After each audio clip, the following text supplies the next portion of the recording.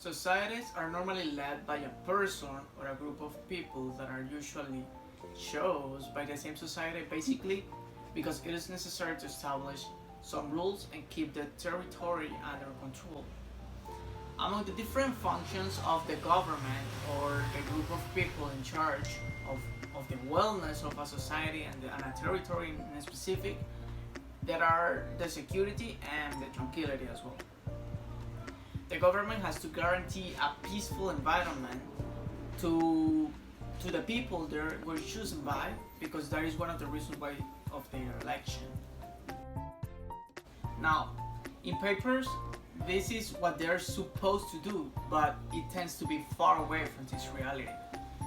Well, even though there are many cases when the government do cares about what the wellness of the society, like for example, on December 29th, 1996, in the National Pulse of Culture, the Guatemalan government and the Guatemalan National Revolutionary Unity ended a 36-year war that led 250,000 victims, including death and missing. Another example would be the war that began in 1966 between the Indonesian government and the armed pro-independence opposition group that left about 15,000 dead in August 2006. After several approaches promoted by international managers, the parties agreed on a memorandum of understanding to end the war. Now, something really weird about these cases or examples that I just mentioned before, or similar cases in general around the world, is that the government is at the end the one that is recognized as the good one or the savior of the society to suffer more or having a worse time. But is the government the real savior of the war, or is the government the insider of the conflict? Now, talking a little bit about my own perspective, let's go to Colombia. 1950s especially, and the period of La Violencia. It was a decade that was orchestrated by the liberal and conservative government movements, because since the very beginning both of them wanted to establish their ideologies and principles, leaving the other political parties with no opportunities and the society without any option of rejecting again. What came later, or what was the result? Well, the peasant farmers began to organize themselves in a self-protected and self-maintained area with drugs as the main source of income for protecting and fighting for their rights and interests that were violated by the government.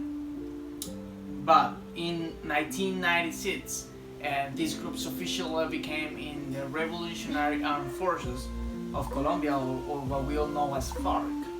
So, is the FARC product of this violence orchestrated by the liberals and the conservators? Well, I say this since many farmers were being killed, and the government itself were not interested in them, but on their own interest. This is just one example among a large amount of them, but let's take a look at another one, but outside of my country. In 1980, Republic of Yugoslavia, the death of Tito, who was a social leader considered by many as a dictator, but for others as a man in favor of peace, who helped the society in many aspects, gave a push to many nationalist movements that started to arise by demanding for changes in the Federation of Yugoslavia that were mostly focused on independence. The first one asking for the independence to the Federation of Yugoslavia was Slovenia in 1991. After the Slovaks' self-proclamation of independence, many other countries in the Federation of Yugoslavia wanted to become or to follow the same steps as Slovenia. So this is when Croatia and Bosnia and Herzegovina wanted to follow the same steps of achieving the independence, but it didn't happen as it happened with Slovenia. what was the response or the consequence that the request of independence left? Well, a war that left more than 20,000 women and girls raped by the Serb army and treated as sexual slaves, being tortured for months. As it was expected, many of these of the women that were raped that survived got pregnant, and the babies were called as children of war, which refers to children coming from a Bosnian mother and a Serb father. Additionally, more than 35,000 buildings were totally destroyed, and hundreds of families lost what they had, and as well as that there were more than 30,000 missing people, and even nowadays, many of those just haven't appeared. I got a question, just one question for us to reflect a little bit about this. Don't you think that if the Federation of Yugoslavia had had a feeling of respect, and compassion, and democratic ideologies, it would have, or they would have accepted